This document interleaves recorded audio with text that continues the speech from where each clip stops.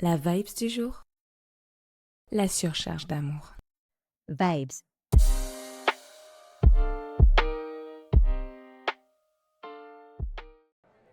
Stacy sort de réunion, un peu fatiguée. La journée a été longue. Et quand elle déverrouille son téléphone, elle reçoit une avalanche de messages. Ouf, c'est Christophe.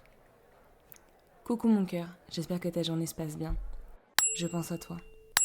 Tu me manques, je t'aime trop ma puce. Un dîner ce soir, ça te dit?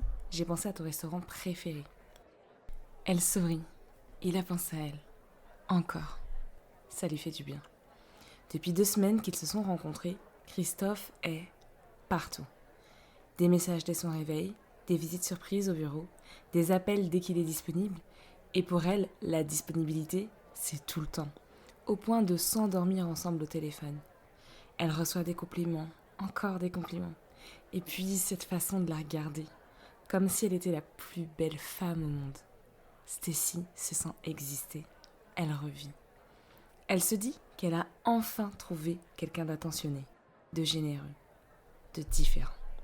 Elle reçoit une attention tout à fait réciproque à la sienne.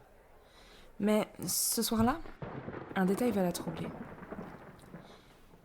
Lorsqu'elle lui répond qu'elle est épuisée, qu'elle préfère rentrer chez elle pour se reposer, les 3 petits points de saisie apparaissent, puis disparaissent, puis reviennent encore et encore. Et soudain, un message, froid, sec. Ok, point. Son ventre se serre. Elle ne saurait pas expliquer ce qui se passe. Les heures passent, plus de nouvelles. D'un coup, une sensation étrange. Comme si elle venait de décevoir quelqu'un. Quelqu'un qu'elle ne veut surtout pas perdre. Alors, un peu plus tard, elle lui écrit « Bonne nuit mon cœur ». Une encoche. Elle attend. Rien. Et maintenant, c'est son cœur qui se serre.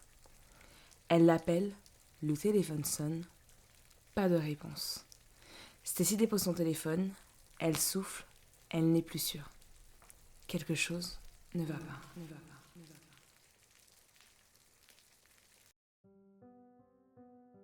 Bonjour et bienvenue dans ce 2e épisode de mon essai narratif consacré au thème de la manipulation.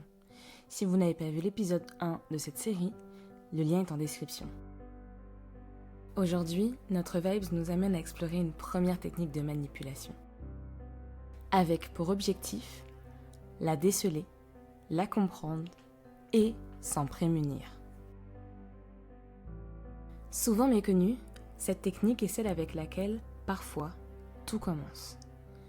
Le love bombing, ou comme j'aime à l'appeler, la surcharge d'amour.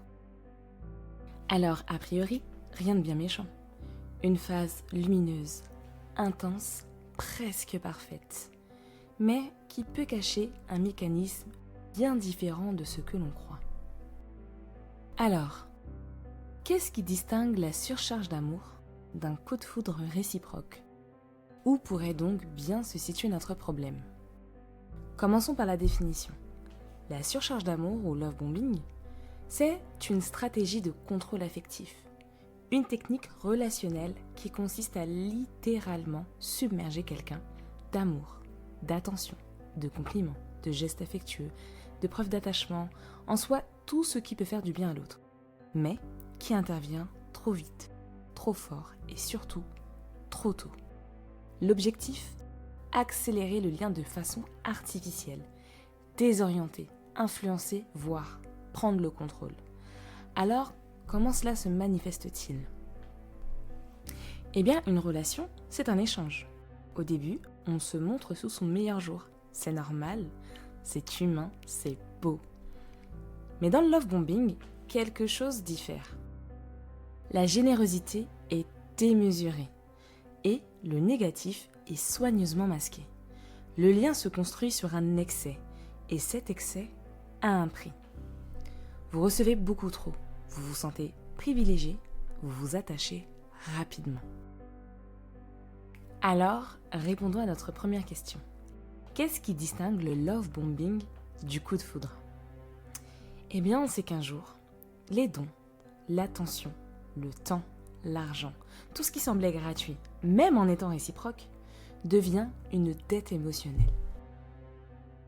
Et lorsque vous refusez, posez une limite ou dites simplement non, une réaction froide, une punition passive ou un silence soudain peuvent apparaître, voire toute autre chose négative.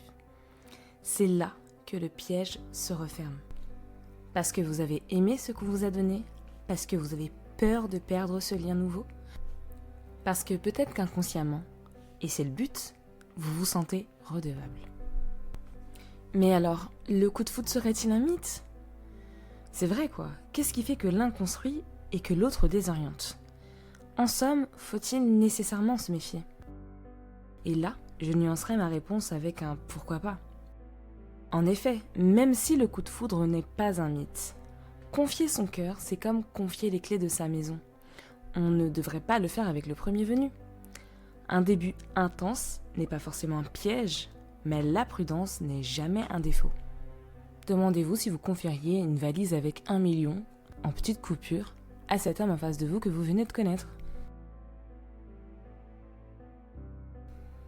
Mais oublions les images. Dès lors que les enjeux sont clairs, une bonne façon de faire preuve de discernement est de s'appuyer sur des indicateurs fiables. La constance. Est-ce que cette personne reste stable dans ses comportements lorsque vous dites non ? Ou change-t-elle soudainement d'attitude ? Et la cohérence. Est-ce que ce qu'elle dit correspond à ce qu'elle fait ? En effet, ces indices peuvent réellement nous aider à faire preuve de lucidité. Imaginons. Le lendemain, Christophe écrit à Stécie. Il lui dit qu'il est désolé pour la veille, qu'il était un peu triste, un peu susceptible, qu'il comprend parfaitement son besoin de repos, qu'il a hésité à lui dire ce qu'il ressentait, mais qu'il a préféré retenir sa vulnérabilité et répondre simplement « Ok ». Et pour l'appel manqué, il explique « C'est endormi ». Alors, est-ce sincère ? Peut-être. Est-ce manipulateur ? Peut-être tout aussi bien. Dans cette situation précise, on pourrait simplement se dire que Christophe manque un peu de maturité émotionnelle, qu'il doit apprendre à être plus cohérent, à ne pas dépendre de la disponibilité de Stécie pour rester agréable, et que ce travail-là, c'est le sien à lui, pas à elle. D'ailleurs, rien ne dit qu'il ne puisse pas s'améliorer, mais cette scène pourrait tout aussi être une première petite sommation déguisée, donc une première alerte. Et c'est là que se situe toute la difficulté. Sur un exemple isolé, il est impossible de juger de la gravité du problème. Ce sont les répétitions ou leur absence qui nous fixeront sur la situation. Car dans tous les cas, Christophe est incohérent. Il change d'humeur dès qu'elle ose dire non. Ou si on va plus loin, dès qu'elle n'entre plus dans ce qu'il attend d'elle. Et c'est précisément ce qui pose problème, exactement ce qui rend la dynamique dangereuse. Volontairement ou pas, une telle instabilité émotionnelle affecte forcément la personne en face. Néanmoins, nous commettons tous des erreurs. Et c'est en acceptant notre humanité et donc nos imperfections qu'on peut les corriger et équilibrer nos relations. Dans toute relation saine, on se parle, on s'écoute, on ajuste et on évolue ensemble. Nous avons la responsabilité dans une relation de tenir compte de l'autre et l'autre de tenir compte de nous. Mais si malgré les discussions, vous n'êtes pas entendu, vos limites ne sont pas respectées et que les incohérences s'installent, il est peut-être temps de dire stop et de chercher du soutien. Je conclurai donc en disant qu'aimer est un choix, un acte, un engagement émotionnel où l'on donne, où l'on reçoit et où l'on apprend chaque jour à se rencontrer vraiment. Et pour que cet engagement soit épanouissant, il a besoin de 3 choses simples, de la constance, un peu de discipline et beaucoup de sincérité. Dans une relation, on découvre l'autre, on se découvre soi-même et on se découvre à deux. Alors parlez-vous, vraiment, avec clarté, avec bienveillance et avec présence. Parce que c'est dans cette honnêteté que va se construire le lien et que les cœurs vont s'aligner. Dans le prochain épisode, on parlera du test de limite, quand la manipulation progresse doucement dans la relation. Attention, si vous êtes victime de violences psychologiques, un numéro, le 3919, est disponible 24 heures sur 24, 7 jours sur 7, pour vous écouter, vous orienter et vous soutenir. Il est gratuit et anonyme, donc n'hésitez pas. Sur cette chaîne, on déconstruit les clichés. On redonne du sens afin de retrouver l'équilibre et honorer notre humanité. Je suis Miss Good Vibes, je pense que les mots peuvent guérir, que la nuance peut changer le monde, que la bienveillance n'est pas une faiblesse. Bienvenue dans mon univers où on brille ensemble. Pour des relations plus lucides et épanouissantes. Likez, commentez, n'hésitez pas à vous abonner. Et si vous souhaitez me soutenir, tous mes liens sont en description. Je vous dis à bientôt. C'était Miss Good Vibes pour vous servir.